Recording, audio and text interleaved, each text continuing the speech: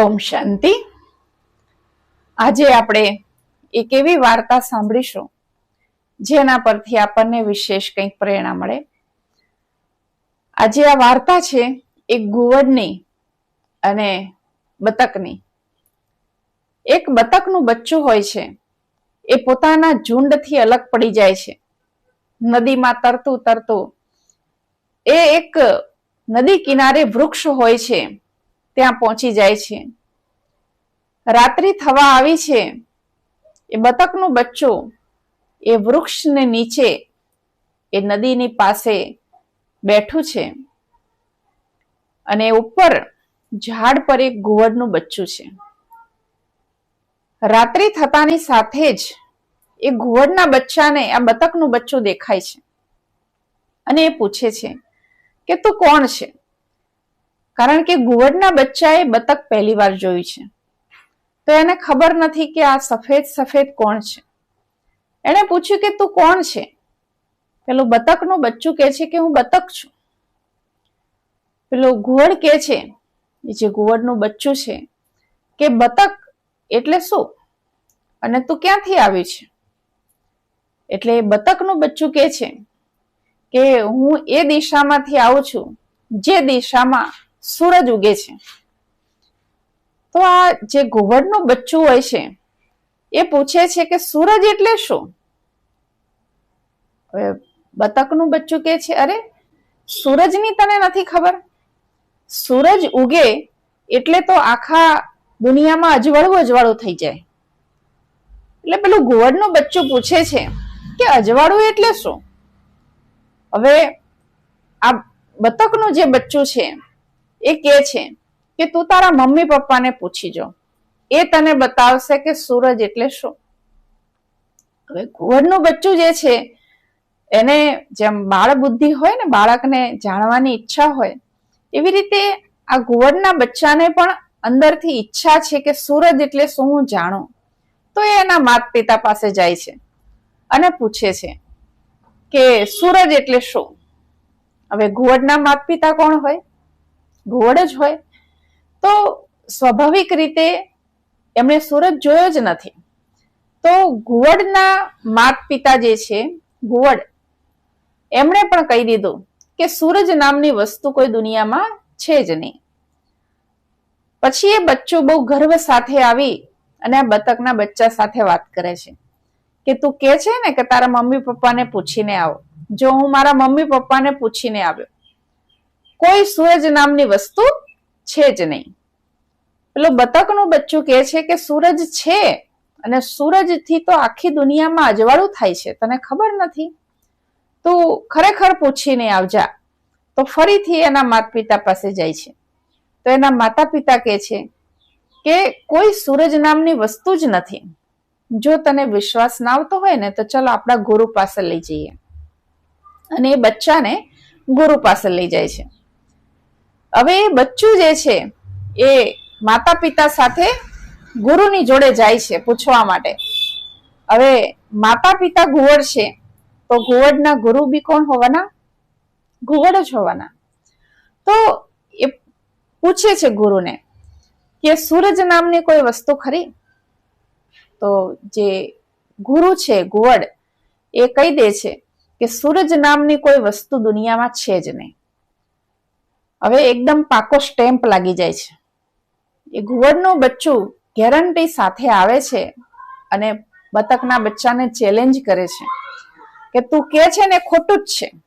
સૂરજ નામની કોઈ વસ્તુ દુનિયામાં છે જ નહીં અને તું કે છે કે એનાથી અજવાળું થાય એવું બધું કશું છે જ નહીં, એટલે તું ખોટો છે। તો આ તરફ જે બતકનું બચ્ચું છે એ ત્યાં સુધીમાં રાહ જોતા જોતા સવાર થવા આવી છે। આ બધી પ્રક્રિયામાં એ એના માતા પિતાને પૂછવા ગયું ઘુવડનું બચ્ચું, પછી એમના ગુરુ પાસે ગયા। આ બધી પ્રક્રિયામાં રાત વીતવા આવી છે।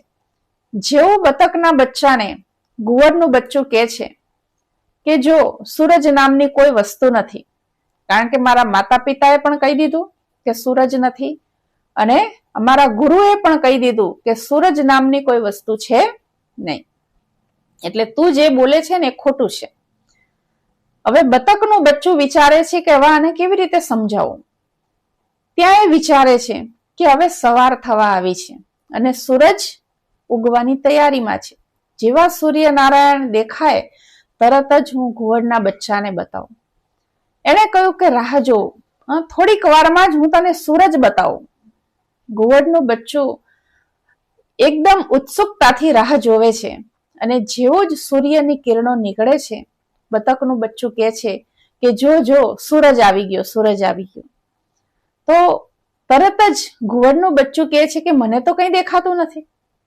કારણ કે સૂરજ ઉગતાની સાથે ઘુવડનું જોવાનું બંધ થઈ જાય છે. તો આ નાનકડી વાર્તા આપણને કંઈક પ્રેરણા આપે છે.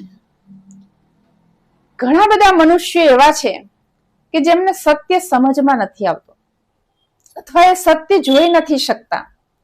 એમને સત્ય બતાવવાનો ઘણો બધો પ્રયત્ન કરવામાં આવે તો પણ એમની જ વાત સિદ્ધ કરવામાં લાગેલા હોય છે.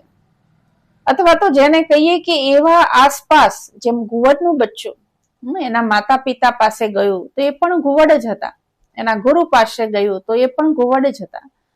એમ ઘણા બધા એવા વ્યક્તિઓથી ઘેરાયેલા છે અમુક વ્યક્તિઓ કે સત્યને સમજવા માટે એમની પાસે શક્તિ નથી, સત્યને સમજી નથી શકતા, બહુ દૂર છે સત્યથી. તો સત્યને સમજાવવું જેમ બતકના બચ્ચા માટે બહુ અઘરું હતું. સૂરજ જે એક દેખાય એવી વસ્તુ છે અને જેનાથી આખા વિશ્વમાં અજવાળું છે, છતાં એ બતકનું બચ્ચું સિદ્ધ ન કરી શક્યું કે સૂરજ નામની કોઈ વસ્તુ છે. એવી રીતે ઘણીવાર સત્યને આપણે સમજાવીએ છતાં ઘણા લોકો નથી સમજી શકતા, કારણ કે એમની પાસે એ દ્રષ્ટિ જ નથી કે સત્યને સમજી શકે. તો સત્યને સમજવું એ દરેક માટે શક્ય નથી હોતું, કારણ કે સત્યને સમજવા માટે એ આંખો પણ જોઈએ. જેમ સૂરજ તો એની દિનચર્યા પ્રમાણે ઉગે જ છે, જેમ બતકના બચ્ચાએ ઘુવડના બચ્ચાને બતાવ્યું કે જો સૂરજ આવી ગયો, અને સૂરજની કિરણો જેવી ફેલાઈ તરત જ એ ઘુવડના બચ્ચાની જે આંખો હતી એ રોશનીથી અંજાઈ ગઈ અને એનો પ્રકાશ ન જોઈ શક્યો. તો સત્યનો પ્રકાશ જોવાની શક્તિ પણ દરેક વ્યક્તિમાં નથી હોતી. એટલે સત્યને સમજવું એના માટે પણ એક જેને કહેવાય ને ઊંડાણપૂર્વકનો અભ્યાસ જોઈએ. ઘણા લોકોને કહેવામાં આવે કે સત્ય સમજો તમે, અથવા પરમાત્માનું સત્ય જ્ઞાન સમજવાનો પ્રયત્ન કરો.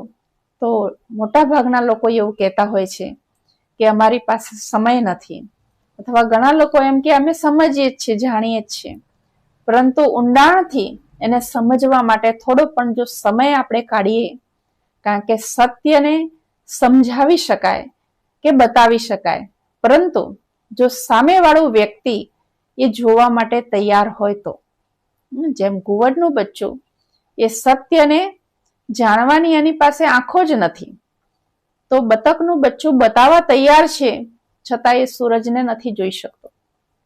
એમ આપણે પણ શું કરીએ છીએ કે ઘણીવાર આપણે સત્ય આપણી સામે હોવા છતાં નથી જોઈ શકતા, અથવા તો આજુબાજુ એવા વ્યક્તિઓથી આપણે ઘેરાયેલા છીએ કે આપણે સત્ય જોવા માંગીએ તો પણ એ જોવા નથી દેતા.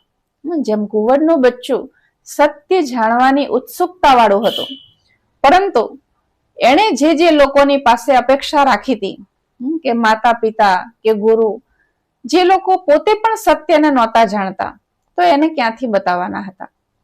તો ઘણીવાર એવું થાય કે આપણે જે વ્યક્તિઓથી ઘેરાયેલા હોય એ વ્યક્તિઓ જ આપણને સત્યથી બહુ દૂર રાખતા હોય છે.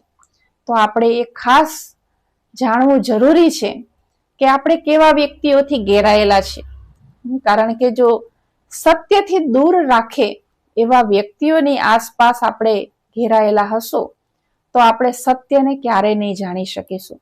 પછી એ સત્ય પરમ સત્તાને ઓળખવાનું હોય કે જીવનમાં કોઈ પણ સત્યને ઓળખવાનું હોય, અને જો સત્યથી આપણે દૂર રહીશું તો સ્વાભાવિક છે કે જે સત્યથી દૂર છે એ ચોક્કસ અસત્યના સંગમાં છે.